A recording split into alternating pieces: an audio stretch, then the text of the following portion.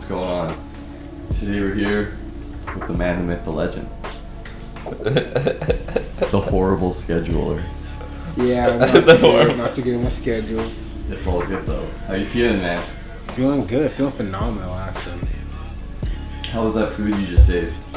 It's pretty good. I rate it like an 8 out of 10. Yeah. What was it exactly?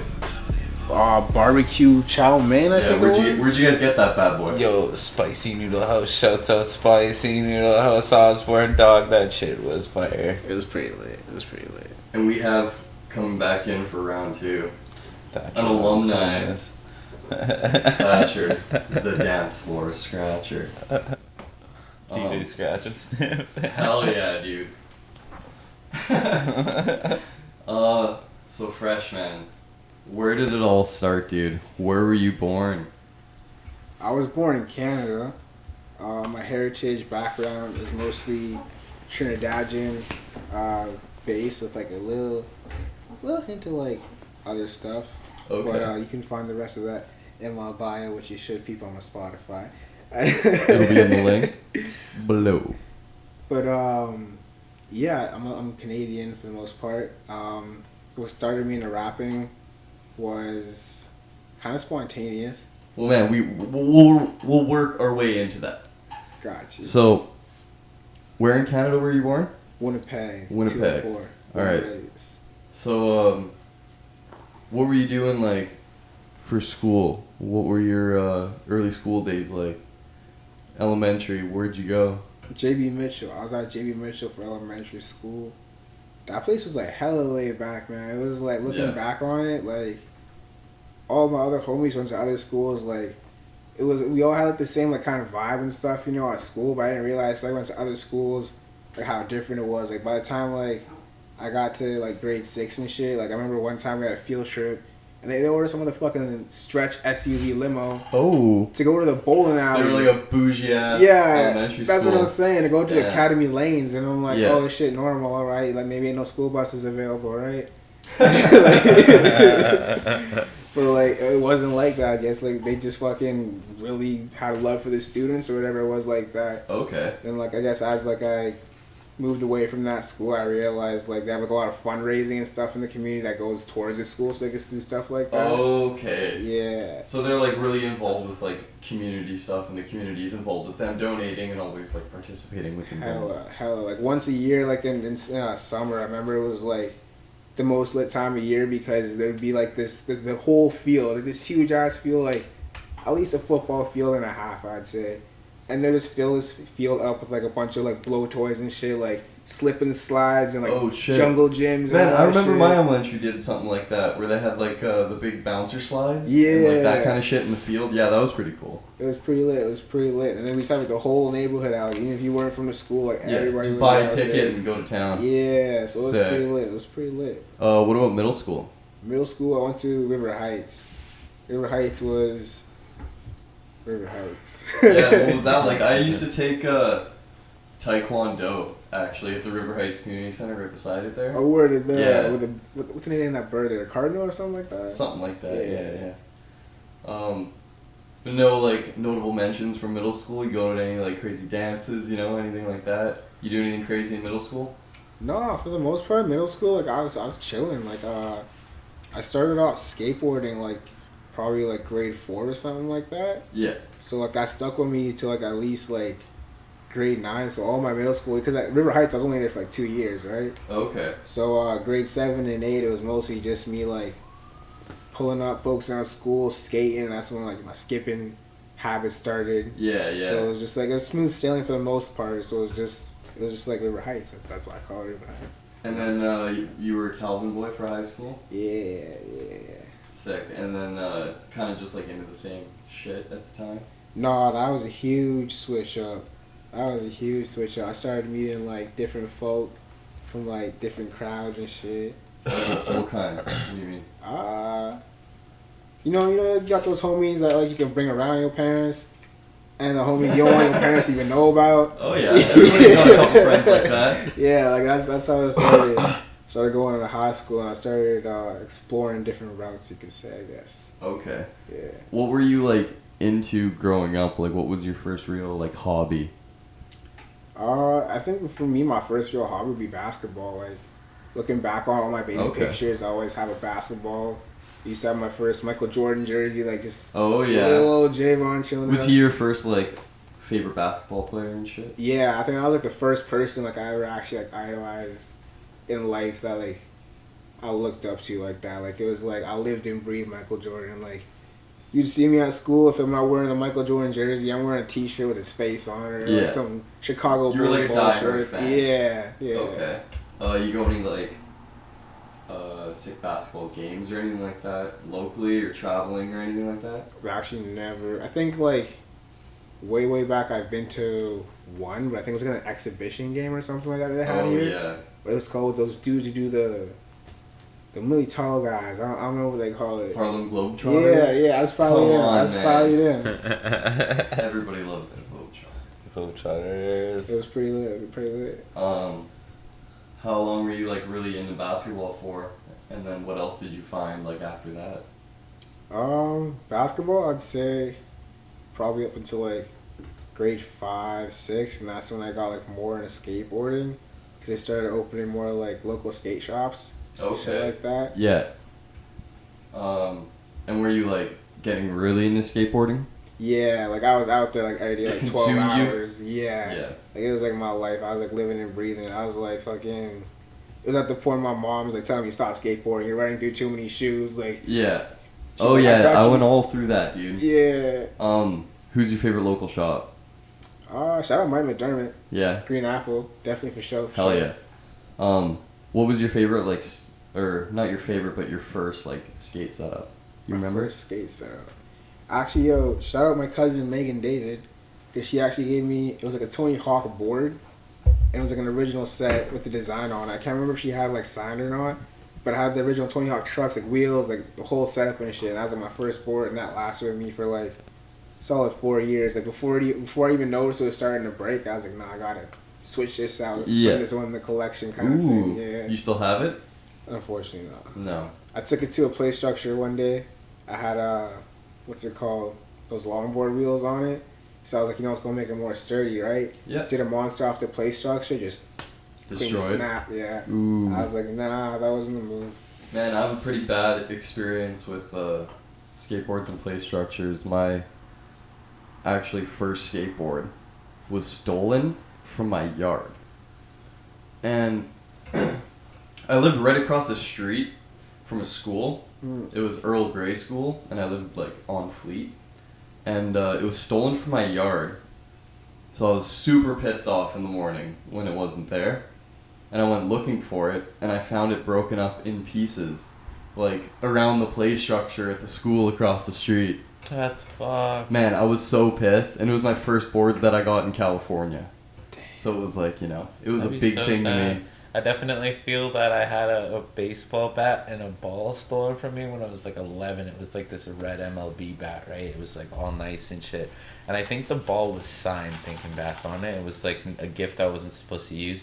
One day I was chilling in my front yard. You know, I left it there. And I used to live in Elmwood when I was like maybe like 11 or some shit. I left it for an hour, man. Went outside. It was gone. Shitty thing is I went to school the next day. I seen the ball, bro, but it was like... There was like these metal grates. It was like under the grates, and the bat was nowhere to be found. So I just had to like. I was like, man, that's shitty. Like I could give less of a fuck about the ball because the ball was all done, but the bat, it was pretty. It was like metallic red. Have you guys ever had a bike stolen from you? Yo. That shit fucking sucks. Growing up. Oh. He's got to put the cup down for this one. So I had like this bike. I don't even remember how old I was, and I remember one day. I like ride around Tuxedo, and then some motherfucker went to my bike. I think I was like at a play structure or some shit too. Like in Tuxedo? Yeah. Like I put it down for a minute. You know what I mean? Come back looking for my bike. My shit ain't there, right? So like I come back home. Obviously my dad, he like, where your bike at? I'm like, I think someone stole it. Right, and like eventually we see the dude riding around with their bike, and I'm like, "Oh no way!" Yeah, I'm like, "Yo, dad, like that, like you know, like old high pitched voice and shit." I'm a little kid, I'm like, "Yo, dad, like that's my bike." And he like, "Oh, say word, right?" And he's like, "Yo, come with me." My dad hopping in the car, right? We like driving behind this kid. You don't even know, nigga, like all up on the bike and shit. My dad just like hawking him.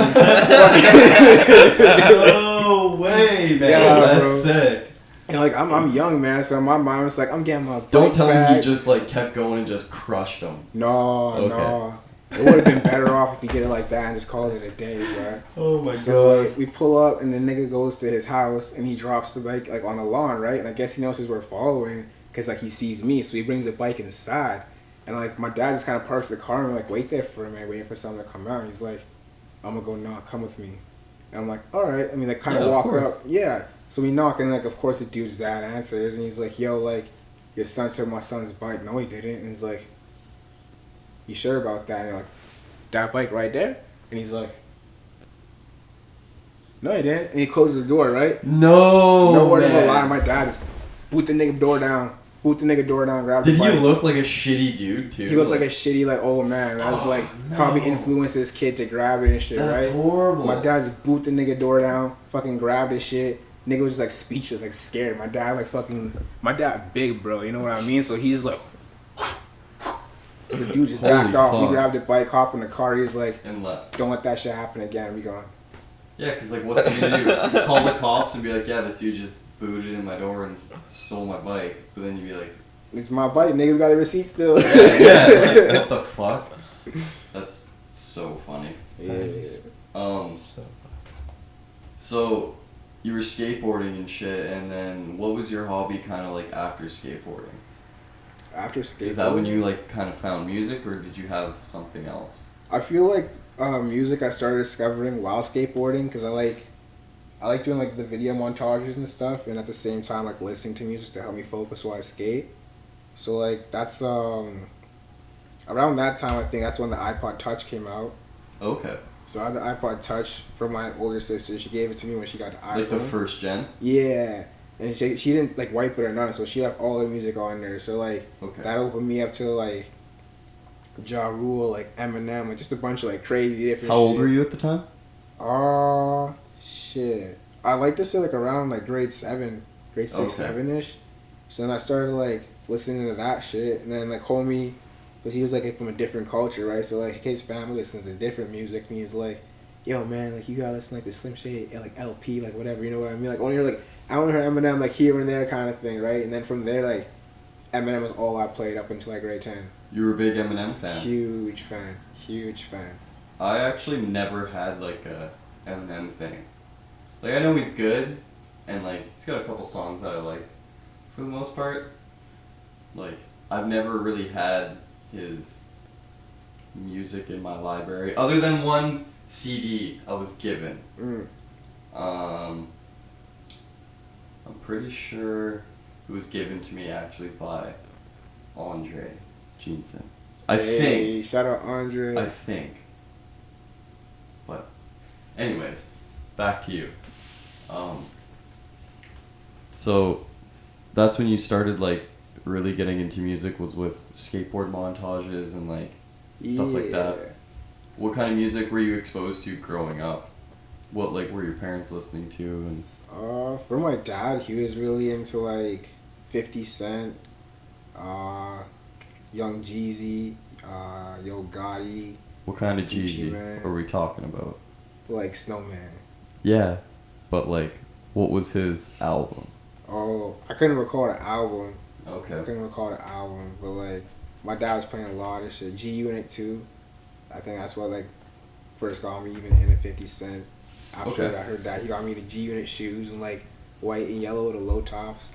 It was one of my favorites. Who made those? I don't know who made. They were just G Unit, man. Yeah. The G Back Unit then brand. they were It just was G Unit G-Unit. clothes, Oh, bro. shit. I think my sister used to have the same joints. I know she had the hat, but like, yeah, the shoes They were look like sought Air Force after, Ones, bro. but they're not Air Force Ones. It has like G Unit on it. Yeah. They had, like, Oh, way, like, okay. And or like almost like Lacoste Yeah. Air Force looking ones, like or you know K-Swiss shoes. yeah, that's how They probably look the like better- fucking K-Swiss. It's hard to like, not see them. like. Okay, so it's like a shoe and then like a black logo and then like the bottoms were like white, right? Yeah. They're so Oh, hard. we're gonna get some pictures going on Yeah. with these. When did you first start wanting to like make music? It's either grade 9 or 10, because I think it was like what originally influenced it in grade 8. I really started to like get into poetry because growing up I was really into like reading and writing like on and off. I used to have like a lot of books just chilling around the house and get my parents to buy me books. Then my teacher was kind of like, hey man, like, I kind of like your poetry, and like from time to time he'd get me to get up in front of the class, whatever, like spit my shit or whatever was going on at the moment. And then from there, like in grade 9, I had a homie. He was like, yo bro, like I rap. And I'm like, that's cool, man, like sick. Yeah, you know what I mean. And he's like, well, like I be hearing you like do poetry, like you write and shit. And I'm like a little bit, but like that's not rapping kind of thing, you know. Yeah. And he was like, yo, well, like pull up to my place, like I got a studio and shit like that. And I was like, I wasn't even really feeling it at first like that. And then it was like another I guess an older dude that walked up to me, and I had like the Goodwill Jesus piece on. I had the brown one on, he had the red one on, so he called me out from across the hallway. And he's like, yo man, like why you copying my sweat? I'm like, the Goodwood. Yeah. Man, that shit was like super popular with a bunch of back in the day. Yeah, Goodwoods were so you know? classic. Yeah, Big Sean had that shit. Yeah. Like, yeah, like The Jesus piece one too, specifically. Yeah. And then homie had the red one on. He's like, yo, like why you dripping swag? And I know you dripping swag. He's like, why you like stealing swag? Why like, you know dripping I mean? on me? He's like, why you stealing swag? And I'm like, nah, bro. Like I've been had this like for a minute, man. Like, Yeah. I know you know that I had this before you, like whatever. And he's like, well, you even rap? And I'm like, nah. You have to rap to wear one?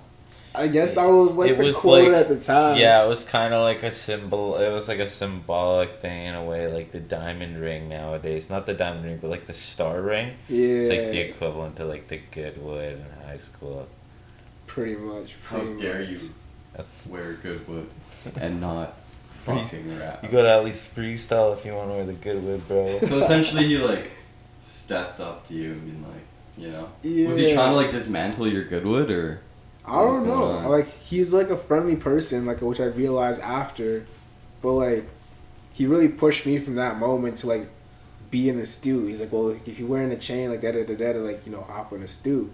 So I was like, whatever, man. Like you know what? Let's do it. Yeah, and it was just like up the street from Calvin, like a 5-10 minute walk. Okay, perfect. So it was like the next day we pull up after school. Like I'm not even supposed to be there. Like my mom had me on like some strict shit. For a while, because I started like acting up and wilding and doing some stupid shit. Okay. So I was like, yo, like we'll dip school a little early, get an hour ahead, turn into like a 2-3 hour kind of session kind of thing. You know what I mean? Give us some time. Yeah. And then we just like I went in there and they just gave me an idea and they were like just spit some shit and I just spat some shit.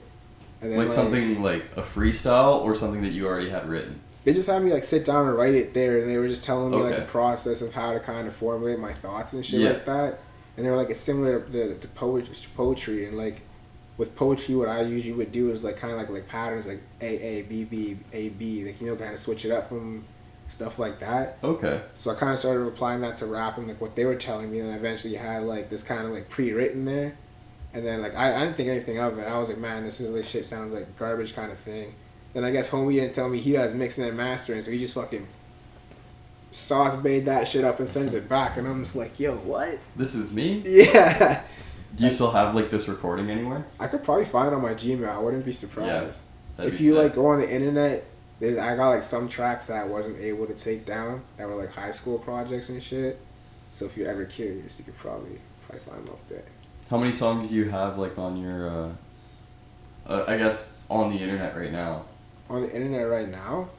Honestly, I couldn't say because there's something like I wasn't able to take down from not having access to the resources to take them down, but like officially released, I would say. Well, for ones that I own, I'd say like 3, 4. Okay. And then 2 features, and then my SoundCloud, I just treat that as whatever because like I don't own the rights to that shit. Yeah. So you have a bunch of stuff on there. About like 6 tracks on there. Okay, yeah. Cool, sick. What was your first like recorded piece that you were down with and you were like, this is my shit, I want to put this out somewhere, and like, would you say it was the first song that you recorded there, or was it something after that where you were more experienced, I guess, in the booth and like, you know? I would say it was the one that I wrote like 2 tracks after. Around this time, I met another emerging artist out of Winnipeg. Shout out my boy Mookie right quick. He was actually doing breakdancing and spoken word at the same time too. Okay. So I kind of like heard what he was doing with his flow, and then I was like, that's when I discovered Nas actually. So that's when shit like really started clicking lyrically for me. Yeah. And I was also listening to like heavy like ASAP at the time, 'cause that's when they were just coming out. Who's your favorite ASAP member? I don't know. Looking back on it at that time, I think it was ASAP Ills. I think Ills was the first one I reached out to who actually like hit me back, but I kind of like finessed my way into that one. Yeah. I think Ferg is always going to be the GOAT. Ferg, I like him like flow wise and for style wise and shit. Yeah. But I don't know, as far as like flow, even like ASAP Nasco is pretty fucking hard, man. That is very true. What about you, Thatcher? ASAP Rocky, bro. ASAP Rocky? I'm just the ASAP Rocky stan out here, bro. I mean, I fuck with Rocky too, like, don't get me wrong, but like, I feel like I heard so much Rocky, not enough of the other artists, that I'm just like, my ears more, you know what I mean? I almost feel like you probably are experiencing that younger, right? I went into it, like, ASAP Rocky was one of the only ones I listened to up until I was like 17, and then I checked out Trilla and stuff. But I have that nostalgic connection to ASAP Rocky, so it'll always be ASAP Rocky. I feel. So, personally, what was your first milestone, like, in music? For me, I think it would have been the video for Rise. Shout out Vincent Allen. We worked on that together. It was the first video I did, and also the first video I got to direct and kind of have like full control over, between like what we were doing, scene location, like what cameras we were shooting on and stuff like that. And this was for your own song? Yeah. Okay. Back then, for the song though, it was actually a remake of another song. So the people who remade it, they couldn't sell it. So it was like up for grabs, and I was like, yo, like I'm gonna take y'all beat. Got permissions from them and shit. So okay. Yeah, because I had to go through all that to get on Spotify, like fast forward now, but so yeah, we shot the video for that, and then back then I knew nothing about marketing. Like I just found a blog called the Rap Hub.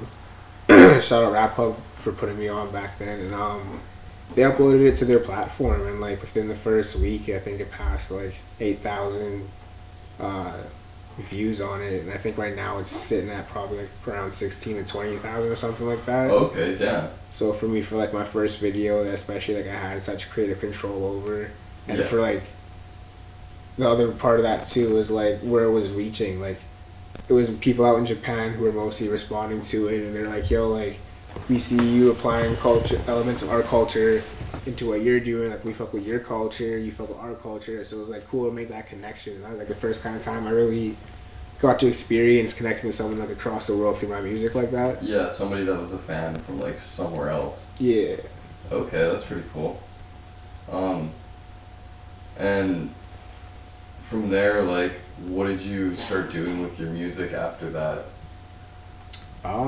After that, I've been really just fucking, the last 4 or 5 years, I've just mostly been recording. Like, I probably drop once or twice a year, like it's like Christmas kind of shit, you know what I mean? Okay. Yeah, and then, other than that, I've just been sitting on a shit ton of material. Yeah. What would you classify, like, your music genre as? I don't know. I have a hard time kind of putting a thing on. I kind of just throw it into the rap, hip-hop, trap category. But, like, sometimes my sound does differ where you have to look at it and you're like, what the fuck is this? Like, other than just saying to me it's music, like, you can't really, you know what I mean? It's got so many things going on, different elements that you usually wouldn't find, I guess, on a song. It's just, you just left with the question mark and you're like, I run it. Okay. Do you have any, like, local favorites here in the city? As far as, like, rappers or producers? Just all around, anybody that's really, like, in the music scene, I guess you could say. I might be forgetting a couple people here. But off top, Thatcher, I'm gonna say Sir Louis, Khalil, Zion, who else? Miazwe. I fuck with Miazwe. I've been listening to a little bit of YSN5 recently. He's been popping up on my radar. Who else can I think of right now? Shout out Emmy I got a couple tracks with him. He just dropped an album, or his first project the other day, actually. That's fucking phenomenal production on that as well. Yeah, I don't know. It's like, for the most part, though, like, I fuck with everyone in the culture or the scene here as far as it goes. Like, it's very few people who are just like, if I haven't reached out to them, it's probably because, like, I just haven't had the opportunity to, or just, hasn't been the right kind of time in there to link with them kind of thing. Okay. Is there anybody that you want to, like, collaborate with in the city that you haven't yet? That you haven't done anything with yet? Top 3 right now, I'm gonna say in no particular order: Egg, Dill the Giant, and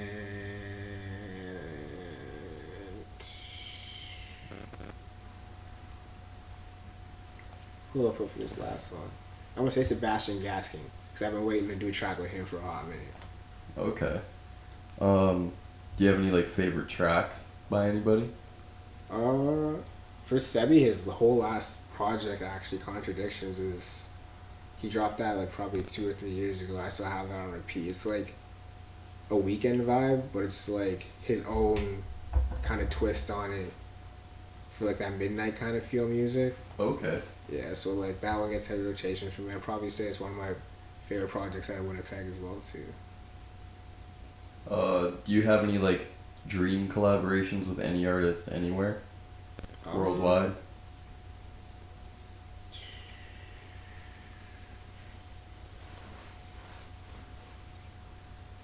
I don't know. Oh, yeah, Takashi Murakami. That would be like fucking the dream right there. I don't think I Not know who that is. Takashi 69. Nah. Yeah, not the rainbow haired nigga. Murakami, like, you know the flower with all the different colored petals? Yeah. It's got like the different faces on it. Okay. They're like $600 pillows and stuff. Yeah. They did the Complex Con logo the one year, I think. It's one man. He's an old guy. I think he's like in like his 60s right now. He actually designed the bear for Kanye West's graduation. That whole design scheme is him. That's weird. Yeah. That looks like it was him, ironically. How did you guys first meet? I think we met, well, we spoke a couple times, I believe, online. Yeah. And then we met at a show. It was pretty hectic. What Like, show? me and him were on the same lineup for a show at Bulldogs like 2 years ago. And then I think we were both wearing OVO. So we're like, as Joes, we're like OVO crew. And it's been good since then. True set. Have you guys been working on, like, tracks and stuff together? Yeah, we have like a couple tracks. We had like one last week. I got back a verse from him and the homie Coven. We're working on getting that one finalized. And we have like other stuff we have worked on, but nothing like completely 100% really done yet. And Sean's on that track too, which is English. Interesting because he doesn't rap in English. He actually raps Korean, yeah. Yeah, which is Ooh. crazy. That's Like, really interesting. almost like that Keith Ape type vibe. Yeah. That's Okay. pretty hard. What are you, like, looking forward to with the future of your music? I don't know. The future of my music. I guess ultimately, like, I want to have a song that, like, each person can sit on and be like, well, if they don't fuck with me as an artist, they can say they at least fuck with that song on my catalog. So I'd say that's probably going to be, like, my end goal towards the end. You want to have, like, that one slapper. That'll just stick with someone. That's what I like to be versatile too. So like I fuck with everything except for country, and I'll make anything but country. So like I'm on like a fucking marathon run right now, trying to get like a nice bag into each genre right now. You're not gonna try and dabble into, like, the whole Lil Tracy, Lil Nas X country rap vibe? No. Not for me. Phresh is gonna end up making a country song a year from now, and someone will meme that. I'll never make a country song, and I'll fade into Phresh with like a flannel done up in a cowboy hat with like the bolo tie. You should put a shirt on and then we'll find a fucking hat. Oh, that'd be so fun. It's ironic you say that because I actually do have a cowboy hat like at home in my apartment, just like sitting on my jacket rack. But like I never put it on though. How did you acquire said cowboy hat? I think it was Canada Day. I went to go cop some weed, some legal weed, because for whatever reason, plug couldn't pull through. I don't remember like which plug it was at the time. So I was like, alright, well, like, I'm gonna just hop over to Delta 9 right quick. And I hop over to Delta 9, and they all like, yo, we got some free shit. And then I was like, Cool. They hand me like this bag, and I'm like, okay, like that's just a bag, whatever. And dude hands me a cowboy hat. I'm like, okay, we got cowboy hat, boys. Yeah. And like the weed brownie and shit on it too. So I was like, yeah, I'm gonna scoop that with me. Fuck yeah. Who would you say are your biggest like fashion icons and stuff like that? Ooh. This is probably gonna sound pretty like typical, expected, but probably like Ian Connor would be my number one. Number two, probably with like Bloody Osiris. Number three. Yeah, that's such a goth name. Bloody Osiris. He's mostly into like rap and trap, but like he had like a twist of like a metal style to him, I guess. Yeah. He's got like chains and stuff hanging from his shit. Yeah, like he got like he's like one of those dudes who were like really technical jeans with all that kind of shit hanging, or like the strings. Like he's actually, I'm pretty sure, the dude who invented like the tight fit, and then it goes to the baggy fit, and it stacks up like ski pants in the bottom. Oh. I'm pretty sure he's a dude who like started it. Interesting. Okay. And then for number three, I can't remember the dude's name, but he's like 15 years old. He's a friend of Barry's, and he's just like fucking killing it on. Like I showed him to Thatcher a while ago. I was like, yo man, like this kid's wearing like Gosha that doesn't even go on the shelves. Like he's 15. What's going on right now? Like, I don't know. I can't remember what his name is, but fucking dude's got a drip for days. Lil Uzi's designer, isn't he? Oh yeah. On top of that, Lil Uzi designer, Assad. I'd probably like. He would actually probably be like number one on that list actually for me. Yeah. Yeah. What is it about him that like you would say is your inspiration for fashion? Just like for him, it's not just fashion. It's like he's into the whole lifestyle, like the food, like down to each product. You could go to this guy and he's got like lotion that'll cost him like $800 for a bottle, like some shit. I don't know if you're like Malingette's. It's like one of the like most like upper echelon like body products shits out there. Like this dude can like, I don't know, man. The things he does and the way he like carries himself it extends farther than the fashion into like a lifestyle kind of thing that's different from the way everyone else does it, and I think that's why I fuck with him like that. Okay, that's pretty interesting. Does he have any like specific pieces that you would say are your favorite? He just had one that actually was like a really rare drop with Lil Uzi that he dropped. He had these really cool like almost jogger sweatpants, kind of like inspired by Balmain. Ooh. And it has like almost like an Arabic style like $ sweats symbol on it. Okay. Yeah, and he's got like different colorways and shit, but it goes pretty hard. Interesting. So do you got any like crazy party stories or anything like that? Like, what were you doing growing up, partying and shit like that? Getting a little too lit. A little too lit? A little Define too that lit. though. Fucking jumping on tables, hanging from ceilings at the club.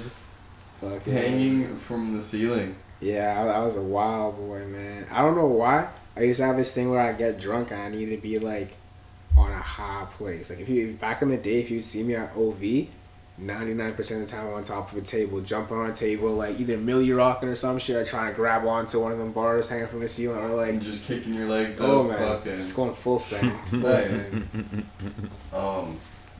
What was your favorite like club or bar in the city?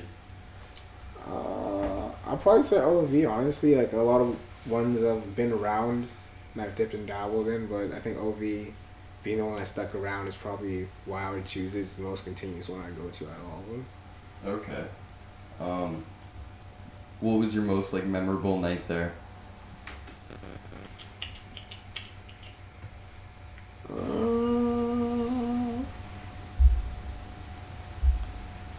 Hard to say. Some of them kind of are a little blurry, I'm not gonna lie. That's why I said memorable. I'd say probably the night I performed for Refresh at OV there with like Lim, YSN Fab, Katya, and Abel. That'd probably be the most memorable, yeah. What was that like? It was pretty dope. It was my first time performing at OV. There was like talks about me having a set with kind of Refresh for a while since season 1. It was just never kind of like a finalized thing. So when they said that they were gonna have me on for round 2, I was kind of hype about that. Didn't really know what to expect because the first turnout was just like crazy. So didn't know what to expect. Just knew I'd have a good time going into that one. Yeah. And what was the turnout like? Like, describe it. What was your night like that night? Pretty hectic. I came with 2 girls, and they kind of had some issues. One had man troubles, and I almost had to fucking knock him out. Bro, low key, not to like go off, like I'm still on point with the story, but Phresh went into the club the whole time, yo, and made me wait outside with the drama, no cap, yo. No cap.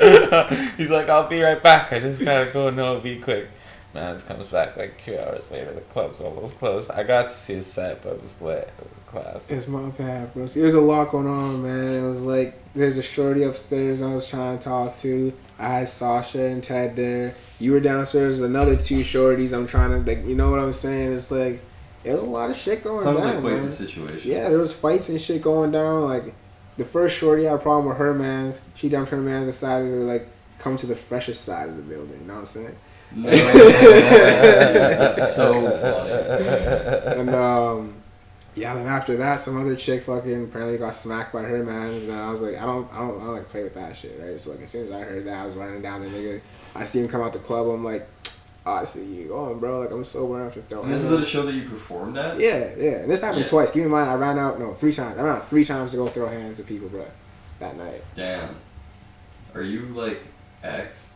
Reincarnated? I don't know, man. I don't know. Damn, dude. That's pretty crazy, like, running out of the venue to, like, to scrap.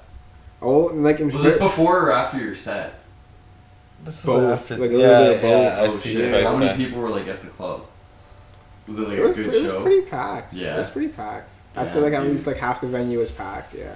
Fuck yeah. And how, like, did your set turn out that night? Was everybody, like, falling out? You were feeling it?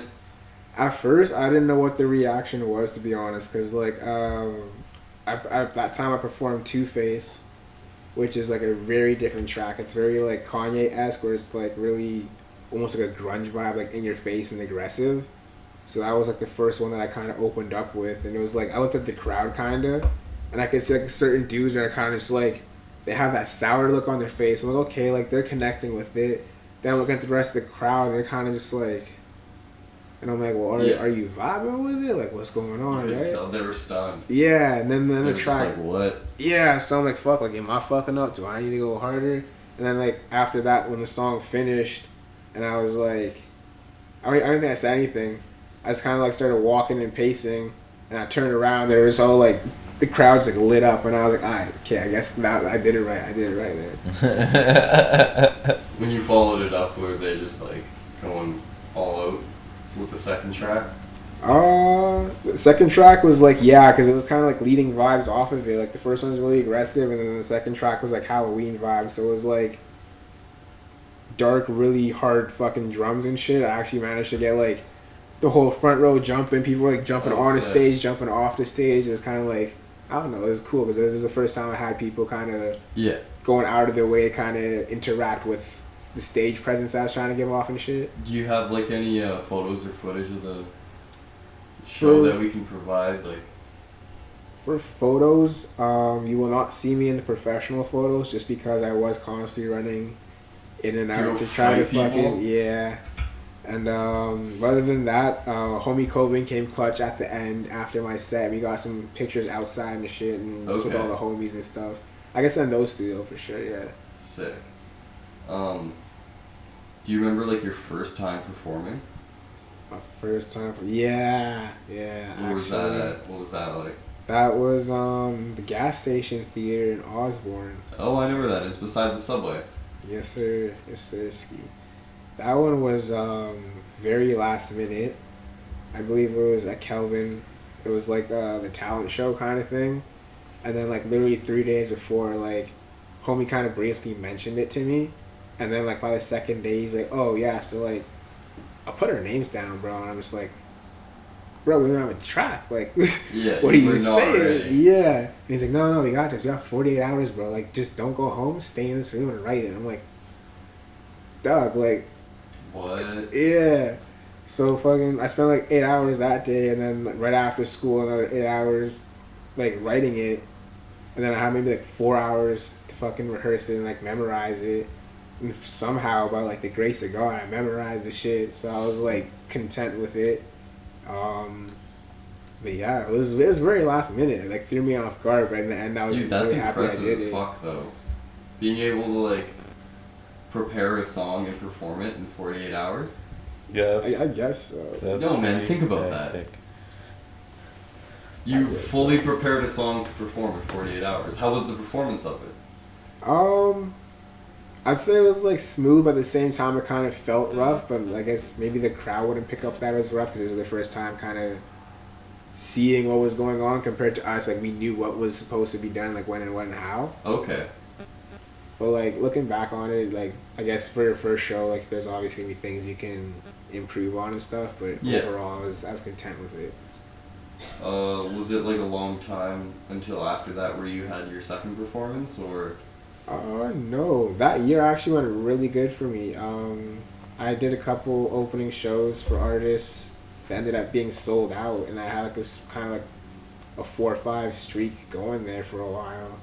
Then I kind of slowly started doing smaller venues. Shout out Shane Malcolmson. He put me on, I think it was the closing of his tour, XQs. Shout out 3Pete. Shout out Anthony. Who else was there?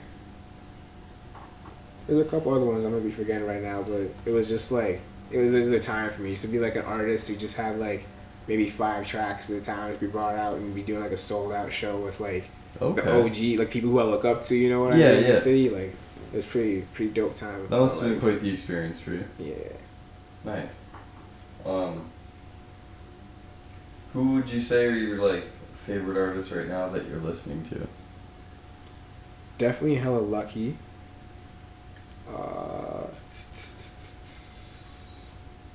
Listening to a little bit of Drizzy, that last project, the demo tapes, kind of sticking with me. I haven't checked it out yet, but I'm going to. I need to. Check it out, but don't look at the Playboy Cardi song. Why is it bad? Oh, it's terrible, dog. But someone fixed it. Someone made an edit where like, cause like I don't know if Playboy Cardi wrote Drake's part, or if it was like Drake just stole Playboy Cardi's flow, but it sounds exactly like a Playboy Cardi flow. So Playboy Cardi had to come in with something different, so it sounded different, and man needs to stick to his Interesting. Playboy Cardi. Yeah.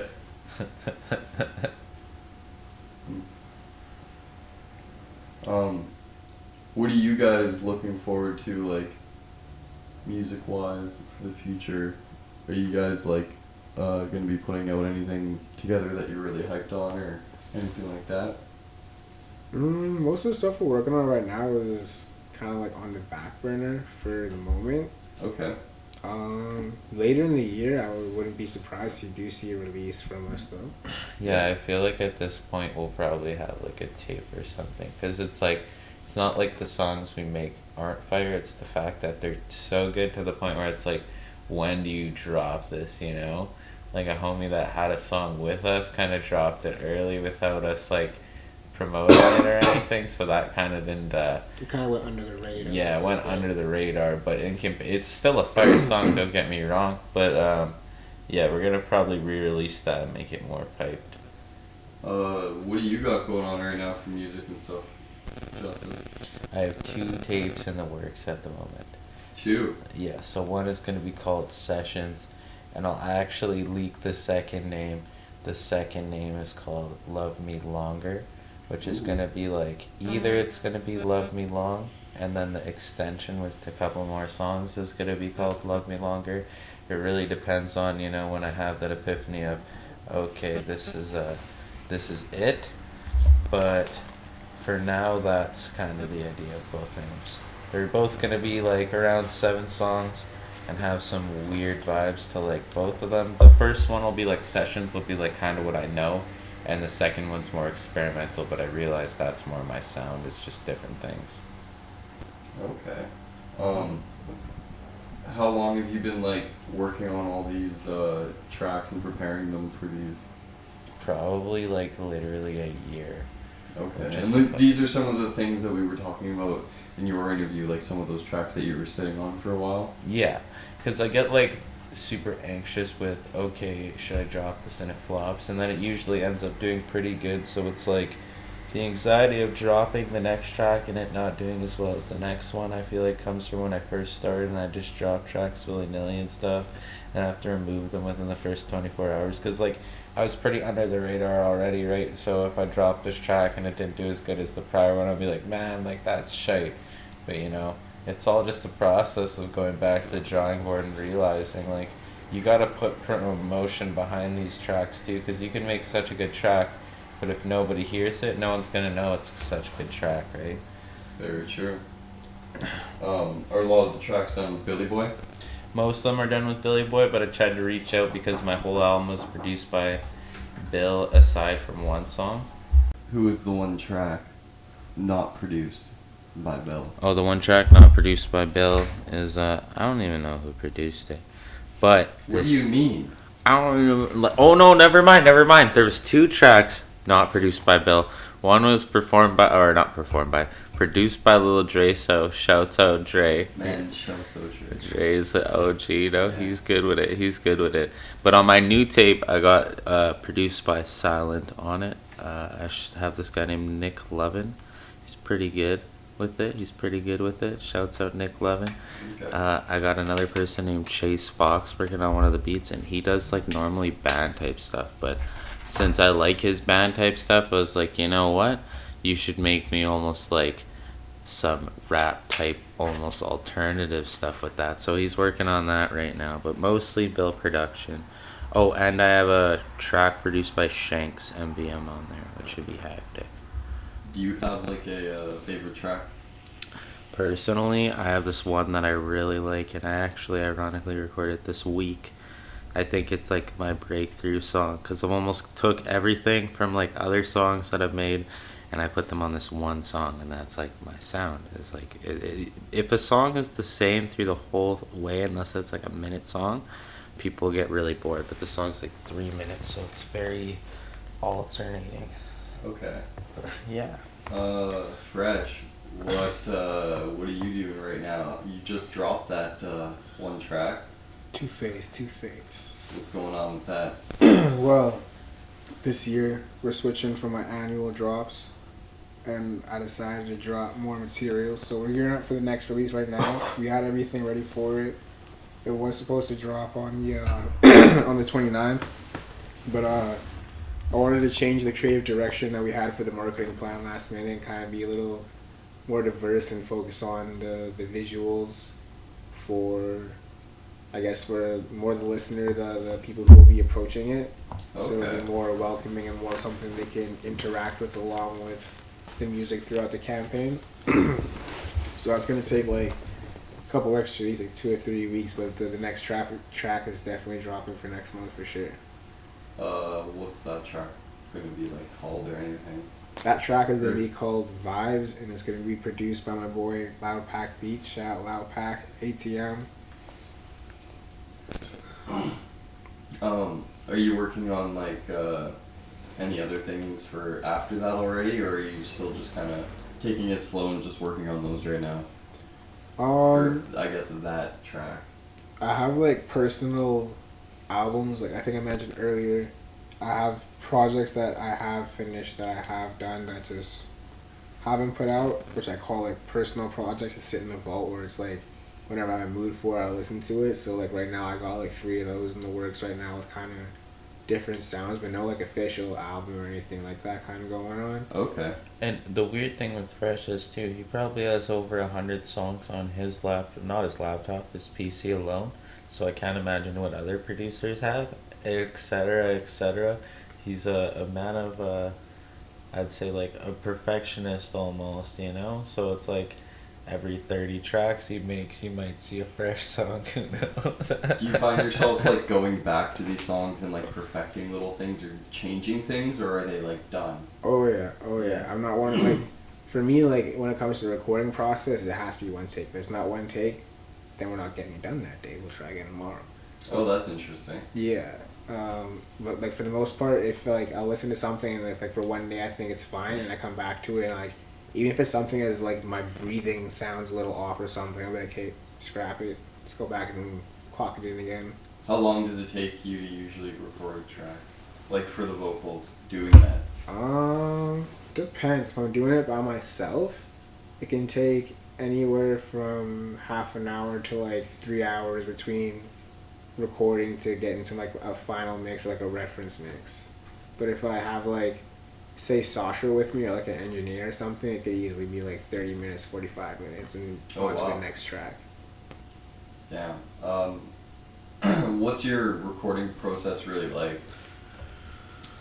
It's changed a lot. I find like when I started out, it was more like I'd show up, get really fucking drunk, smoke a lot of weed, hang out, and like try to invite as many women as I can.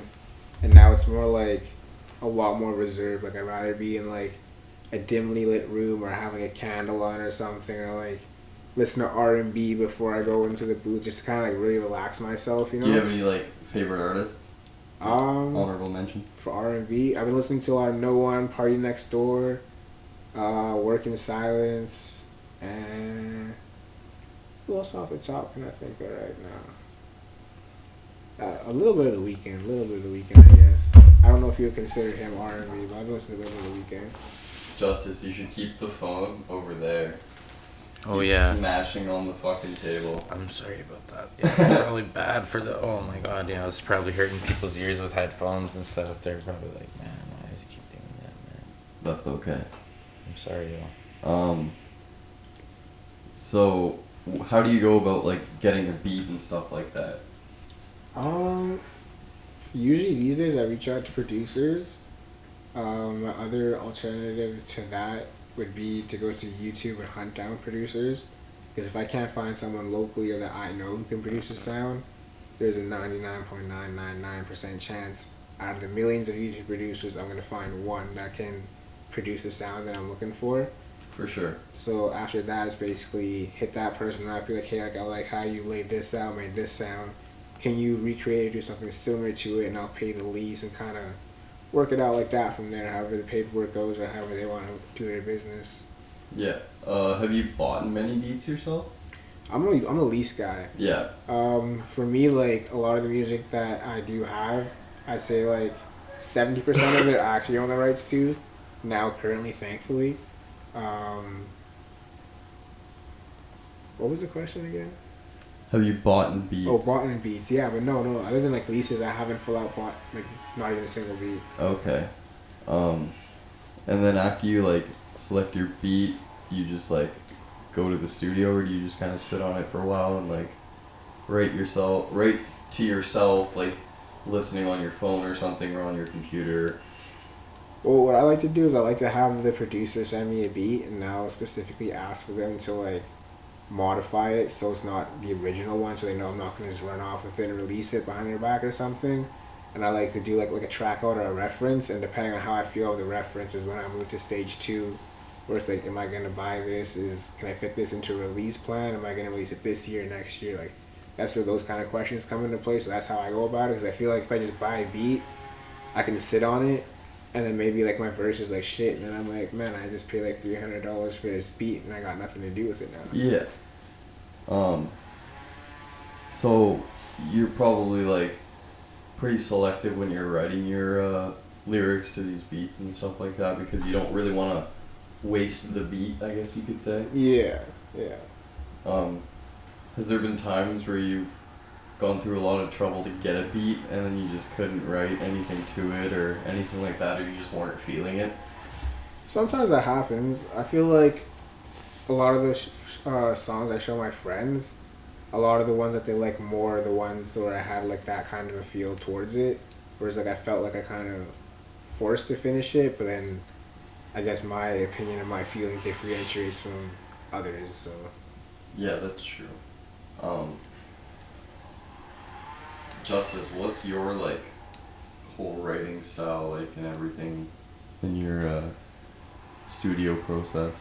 It depends, because sometimes like some hit ideas have came with like, and it sounds weird, I'll get hit with it at the most random times. I'll be like 3 a.m, I'm trying to go to bed, and all of a sudden this fire hook comes into my head, and I'm like, man, I need to write it down now. The first while, like the first couple months, like I started professionally doing music, I'd get that, and then I wouldn't write it down. I'd be like, man, I'll just remember it tomorrow or whatever, and then that idea would be forgotten. So I always try to write it down now. Or I hear the beat and I get inspired by the beat. Like, some beats, so it's weird.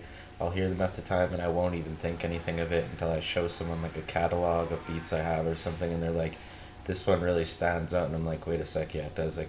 I've been coming at it the wrong way, because the thing about it is if you try to like almost force something on that song, it just doesn't sound right. So it'll come to you at the right time. Sometimes it's like, well, it comes to me at the right time. Sometimes it'll be right then. Sometimes it'll be 3 days later at like, you know, when I'm in the shower trying to get ready for work. But I'm like, hey man, this hook's fire. I gotta write this shit down. You know, who cares if I'm maybe 3 minutes late? How do you go about like finding a beat? I usually try to make most things exclusive. So like Phresh was saying, like local things, I'll get local producers to come over and show me their catalogs, or then I'll like hear someone, either them working with someone else, or like I'll accidentally hear their beats. Like, hey, How do you accidentally hear a beat? okay, here's a weird thing I used to do, and now I'll explain this. I go to like lots of artists on SoundCloud, or I used to do this, and lots of artists on SoundCloud of beats you want to find of like similar songs.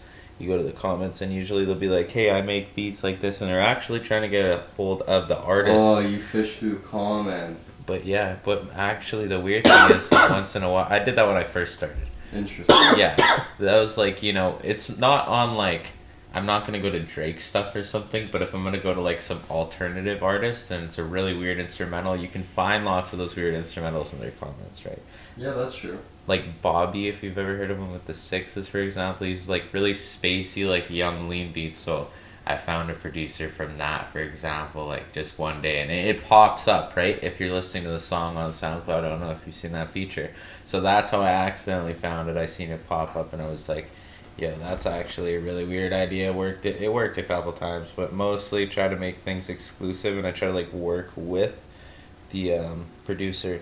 But then I also, there's 50% of me that likes doing that, and the other 50% that is like, man, that's kind of reducing the amount of creativity, because lots of these producers do have a level of creativity and do have a level of sound, and they work better by themselves. So sometimes it's just better to check their catalog.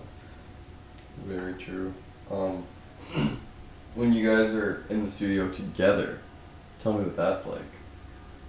We actually write things like pretty fast. Like I think me and him have written verses, and like takes us 20 to 30 minutes, yeah, for the writing process, and then we usually just section it out, or the engineer will be like, hey, like shouts out, Reese will work with us lots of times, shouts out Reese, shouts out Downer, but he'll almost engineer from there of, okay, we'll put this here, we'll put this here. But sometimes we have that narrative before, like, hey, your verse would be really cool here, and this verse would be better here, or something, you know? Kind of like pre-map it out thing. Yeah. What's it like from your point of view? Like, Just being in the studio with Thatcher. I think it's a really dope creative process. Like, when we sit down, we're very creative people, I guess I could say. So when we bounce ideas off each other, it's like, I'll start with one idea, and he'll bounce another idea, then it's like, Super Saiyan merge, and it's like, boom, another idea, and it's like, wait. And he's like, wait. And then we're just sitting there, and we're like, okay, like, I think it's time to hop in the booth, bro. Like when Call of Duty on your phone was popping, Phresh one day I was writing this verse to the song, and he's like, man, just give it a minute, I gotta finish this match. But he's like, what's the topic? And he had it done in 5 minutes, so it was pretty crazy. He's like, I just need the topic, and he wasn't capping. He just needed the topic. I can't write without a topic. Even like when producers send me beats, I'm like, bro, if you're not gonna send me a topic or whatever you name the beat, that's what I'm gonna write the song about. Like, you can send me 09223. I'm gonna Google that shit, whatever pops up as the topic. Is there any like honorable mentions or anybody you want to shout out and thank for, I guess, your career and people who have brought you to this point, and all your homies and people that you're working with, and just any sort of honorable mention? I feel like there'd be like so many to name. I think like overall, I just want to say thank you to everyone I've worked with who's like put me on game, showed me the ropes, been through the ups and downs with me from the start, and still is here. Much respect, because like shit get hard sometimes, man. I'm not gonna lie, being an artist, so again, thank you to everyone, not even just like people I've worked with, the listeners as well. Thank you for sticking with me through everything. Damn, dude, it's like you're receiving a fucking award. You gotta plug in like your social medias and all your platforms so people know where to search for you. Gosh, well, Spotify is gonna be Phresh Prince, Phresh Prince, because they don't allow the $. Instagram is gonna be at Phresh Prince 204, similar spell out to the 204. Facebook page is gonna be the same thing. Follow the Facebook page if you want to get onto the email list for exclusives, unreleased songs, photo footage, any kind of shit like that, giveaway exclusives. That's the place you need to be. That's about it, really. Oh, and my United Masters site. Go check that out, because that's where I'll be updating most of my content for exclusive shit too. What about you, Justice? Honorable mentions: Spicy Noodle House Osborne for hooking it up pre-interview. Shouts out Skip the Dish for bringing it here. No, I'm just joking.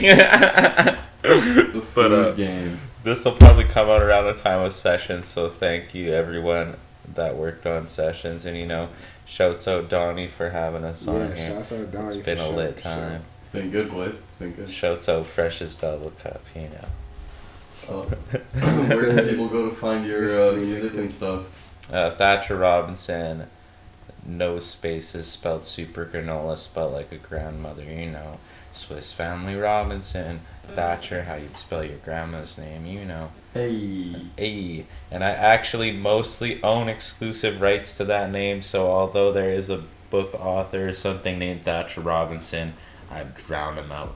So you can easily find me on all platforms under Thatcher Robinson without a space, or Thatcher Robinson with a space.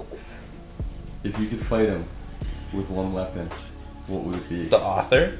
Yeah, we need to hear before I would fight him. Yo, stop calling yourself Thatcher Robinson, or I'll stab you with a pen, ironically. Because he's a writer. Or I'll kill him with the fucking keyboard. A typewriter. I ain't see shit. I'll drop a typewriter on your head, dog. I'm getting holy. That's threats. My name is Devon. I'm blind and I can't hear. I don't know what I'm doing here.